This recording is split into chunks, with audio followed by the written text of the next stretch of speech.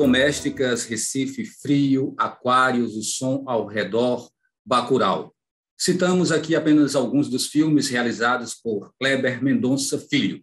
Pernambucano, Kleber ganhou as telas do Brasil e do mundo por se diferenciar com narrativas que trazem à reflexão cenários contemporâneos de opressão e, sobretudo, de resistência. Seja bem-vindo, Kleber, para o programa Opinião Pernambuco. Muito obrigado, Valdir. Então, o Opinião Pernambuco ele também pode ser acompanhado nas rádios Universitária FM 99.9 MHz e na Rádio Universitária AM, a Rádio Paulo Freire, 820 kHz. Isso no horário de segunda a sexta, às 8h30 da manhã. Bom, Kleber, quando, em 2013, o jornal Financial Times o apontou como um dos 25 brasileiros que merecem atenção de todo mundo. Em que esse mundo deve prestar atenção e o que pode aprender com você? Bom, a pergunta é difícil porque não fui eu quem pleiteou, quem me incluiu nessa lista. Eles imagino que tenham visto alguns dos filmes e nessa época eu tinha feito O Som ao Redor, que teve uma repercussão internacional grande, então talvez tenha sido a partir do Som ao Redor. Eu acho que o trabalho que eu faço é um trabalho de observação, né? De observação do mundo, observação do Brasil, que é o meu país. E dentro do Brasil, a região de onde eu venho, que é o Nordeste, Pernambuco especificamente.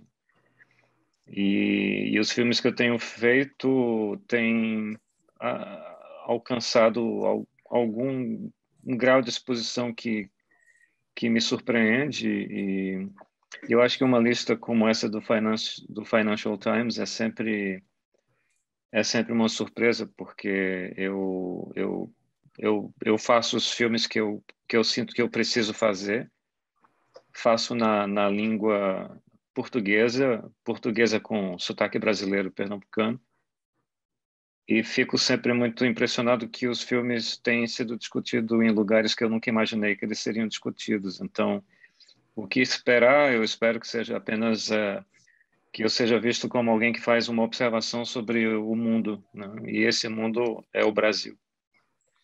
Nesse sentido, a sua obra ela é, de certa forma, você se colocando para o mundo? Eu acredito sempre que as melhores obras de expressão artística são artesanais, né?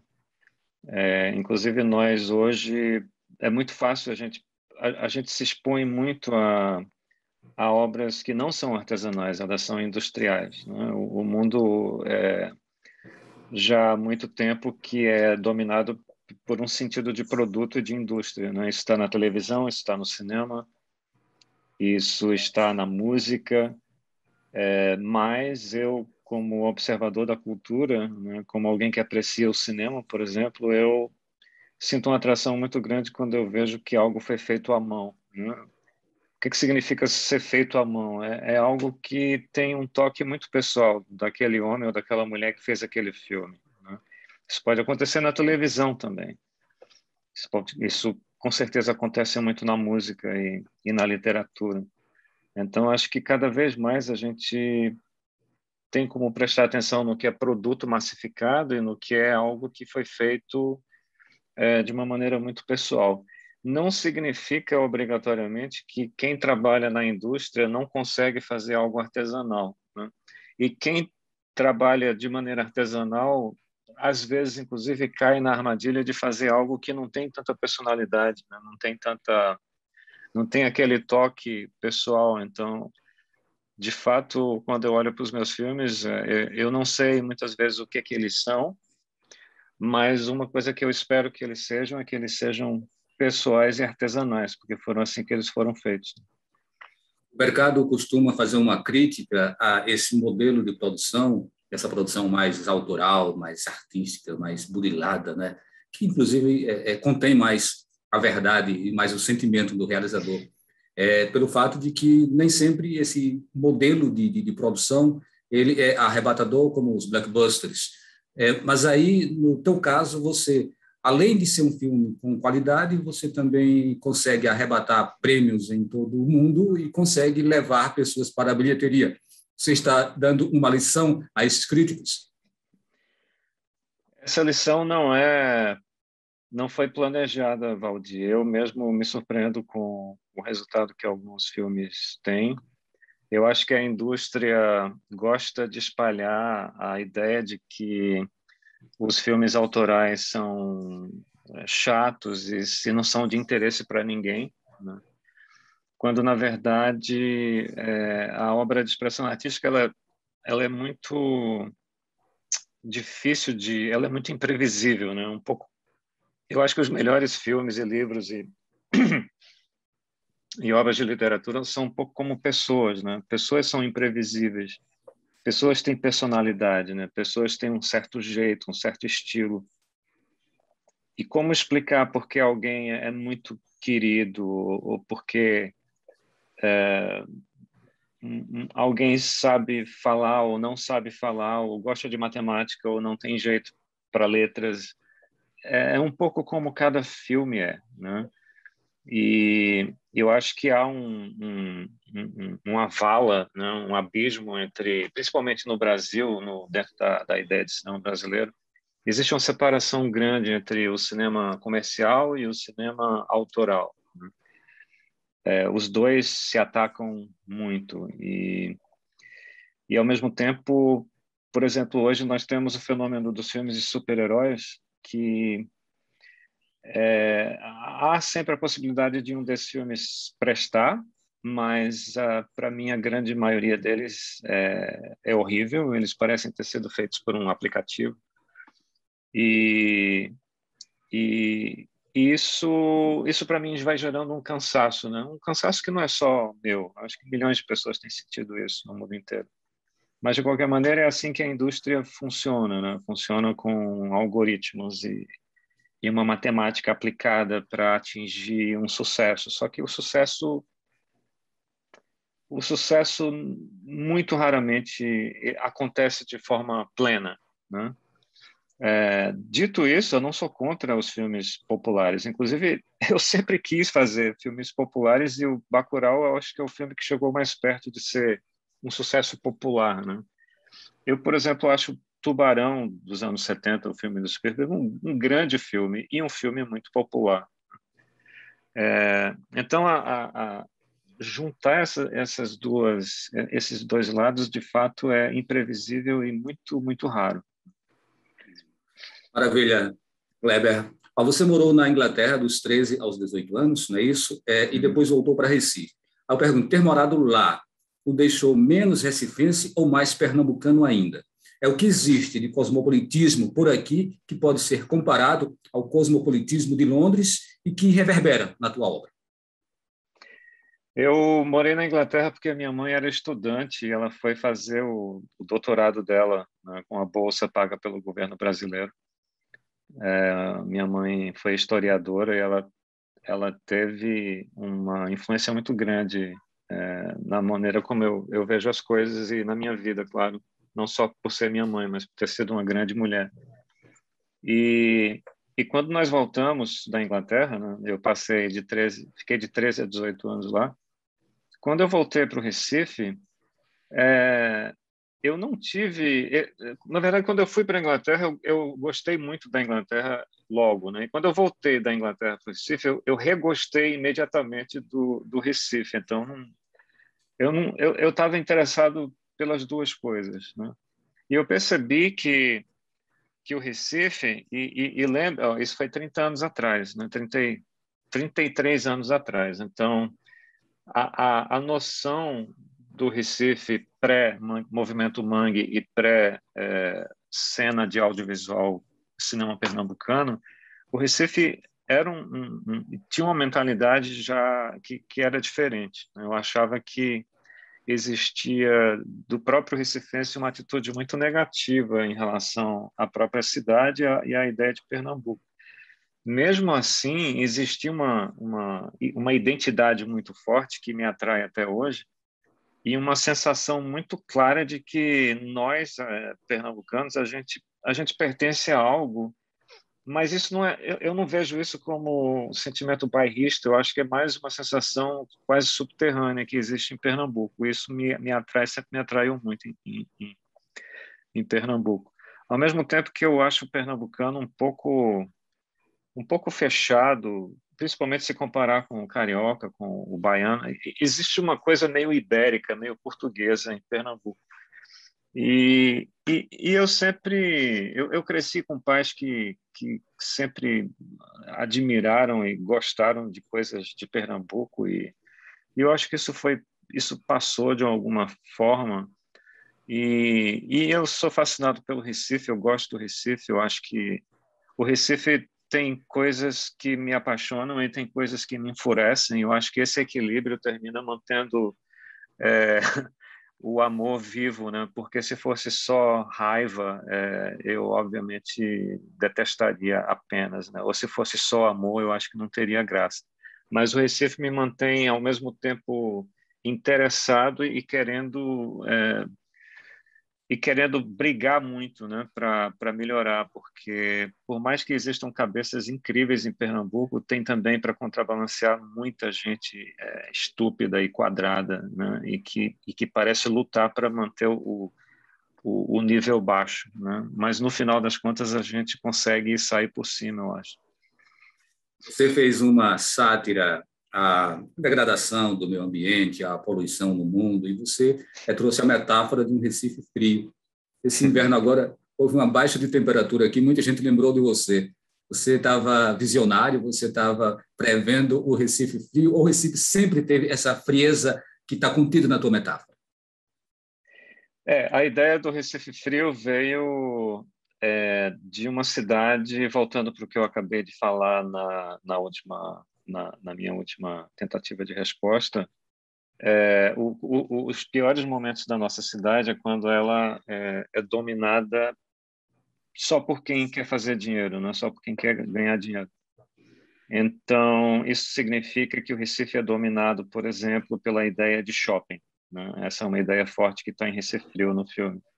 Recife é uma cidade tropical, plana, linda, com praia, que poderia ter muito mais parque e uma relação com a rua, mas o shopping não deixa, né? O shopping espalha uma ideia que você precisa estar no shopping, você precisa estar calafetado no ar-condicionado, porque tem segurança, porque você tem onde colocar seu carro.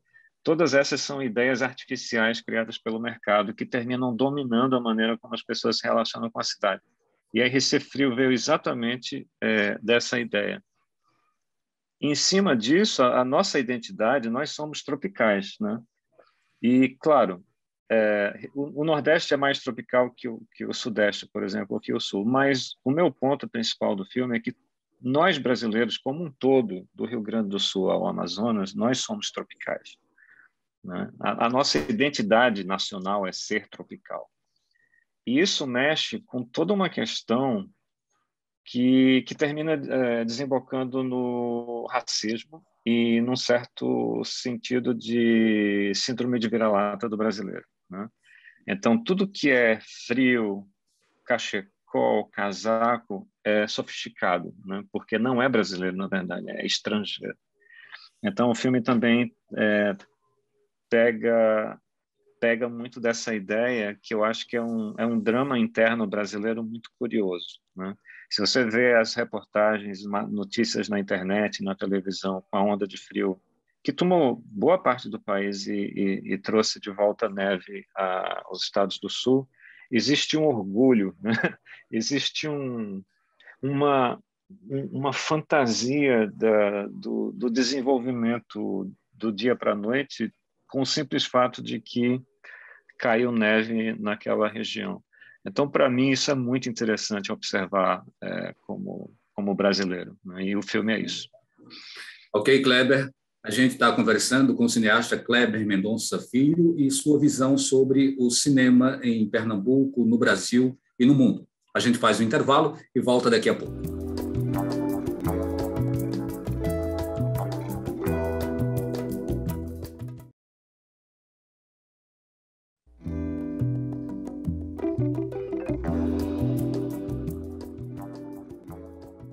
Estamos de volta com o programa Opinião Pernambuco, conversando com o cineasta Kleber Mendonça Filho. Lembrando que os programas também são exibidos nas rádios Universitária FM 99.9 MHz e na rádio Universitária AM 820 kHz. Para você que nos acompanha nas rádios, eu sou Valdir Oliveira. Bom, Kleber, tu falaste um pouco aí sobre Recife Frio e a gente poderia falar um pouco sobre a produção do curta-metragem. Né? Algumas pessoas dizem, não, você precisa ensaiar através do curta-metragem. É isso? O curta é só um ensaio ou essa é uma visão completamente equivocada? É certamente uma visão que existe, que eu já ouvi pessoas falando nessas linhas, mas eu nunca vi o curta-metragem como um ensaio. Para mim, cada filme é um filme. Para mim, um curta-metragem tem a mesma importância que um longa-metragem. Para mim, um curta-metragem é um filme que eu fiz num determinado momento da minha vida, porque as ideias surgiam naquele formato e também é preciso que seja dito, eu não tive ou não tinha naquele momento acesso a meios para fazer uma história que fosse mais longa, né? Então eu passei uns 15 anos, na verdade, fazendo curtas-metragens, filmes que iam de 2 minutos a 40 minutos, e foi um momento onde, de maneira natural, eu aprendi muito. Foi minha escola de cinema. Na verdade, quando eu me formei na Universidade Federal de Pernambuco, eu me inscrevi em escolas estrangeiras de cinema e nunca fui aceito. E aí eu parti para fazer os filmes da maneira que eu podia, né? Com VHS inicialmente, com Super 8, com o Matic, Betacam, toda aquela fase dos anos 90 de vídeo foi minha escola, né? E, e os amigos eram os grandes, era a bússola, né? Eu via na cara deles se algo tocava, pegava neles, batia neles, né? E, e aos poucos eu fui fazendo outros tipos de filme até que eu cheguei no longa-metragem, mas de forma alguma acho que o curta-metragem é um filme totalmente é importante como qualquer outro filme, apenas o mercado, claro, discorda, né? O mercado coloca uma importância muito grande no longa-metragem. De uma certa forma eu entendo, mas artisticamente, do ponto de vista de expressão, eu acho que tem curtas-metragens que dão a pisa em longas, né? O Som ao Redor, ele é um filme bastante curioso, tanto no título que você traz para o filme, né, quanto na própria narrativa.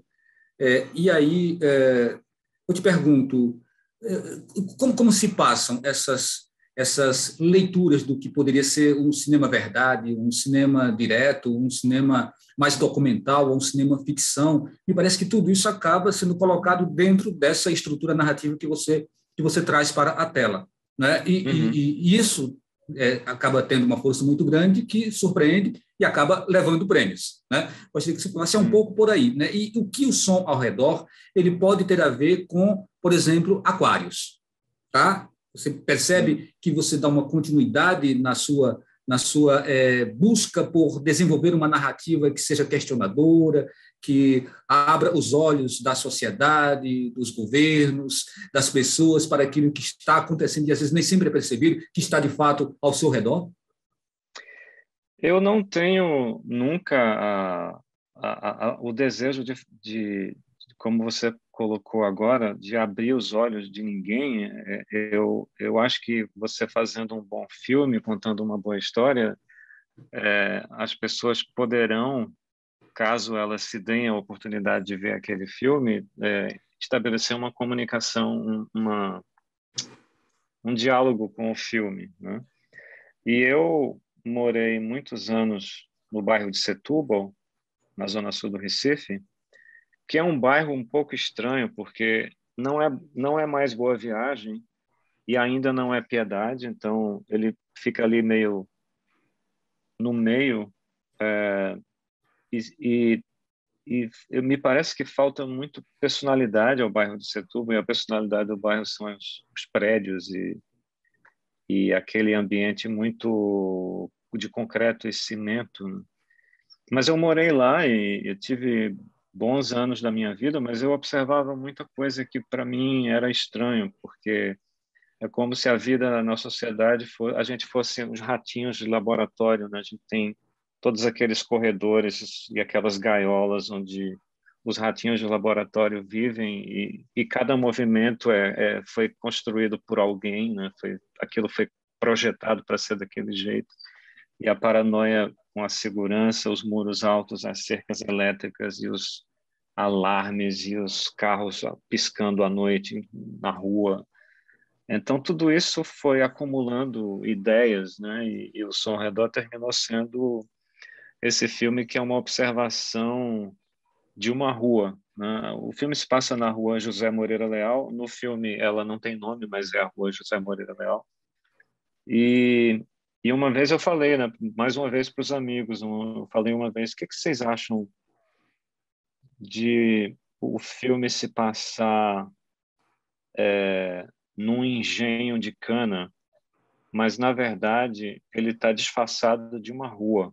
Só que o filme não vai dizer isso para você, né? O filme não vai informar isso aqui é uma metáfora para um engenho de cana. Não. O filme se passa numa rua, mas tudo ali naquela rua, na verdade, podia estar num engenho de cana, né? A Casa Grande, que é do Francisco, interpretado por Solha, os jagunços e os capatazes e os capangas. Tem a família que é trabalhadora e que mora em umas casinhas dentro do próprio engenho, mas tudo ali pertence ao mesmo senhor de engenho, né? Então, a ideia do filme veio muito dessa visão de Pernambuco, histórica de Pernambuco, né? Das relações de classe, de poder e pequenos poderes, e que eu acho que Nesse é sentido, algo a que gente chega a continua. Aquários, Kleber. Nesse sentido, a gente chega a Aquários.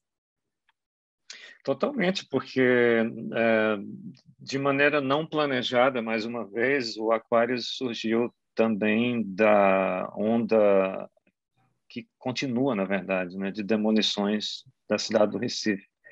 O Recife é uma cidade que, aliás, o Recife não é a única, isso acontece na América Latina inteira e no Brasil inteiro, Belo Horizonte, Salvador, Porto Alegre, São Paulo, Fortaleza. As cidades são demolidas no Brasil, né? Existem leis para proteger as cidades, mas essas leis, sem problema algum, são evitadas, são flexibilizadas ou são simplesmente compradas, né? E aí a gente tem uma cidade que vai sendo destruída e Aquários é muito sobre uma ideia da arquitetura e do lugar onde as pessoas moram como arquivo dessas pessoas, né? Onde nós moramos é o nosso arquivo, né? Kleber, Então, o filme é sobre isso. Kleber, uma última pergunta. Bacurau existe?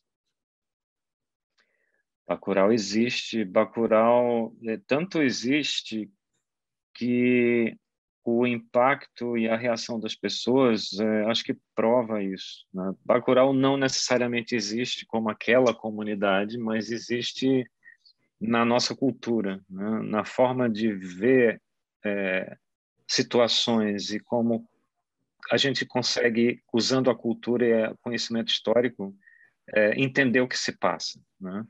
Que eu acho que é algo que está muito embaixo no Brasil nesse momento, né? A gente precisa, claro, tem muita gente que entende o que está acontecendo por causa da história e porque consegue ver os detalhes, mas tem muita gente que não vê nada, né?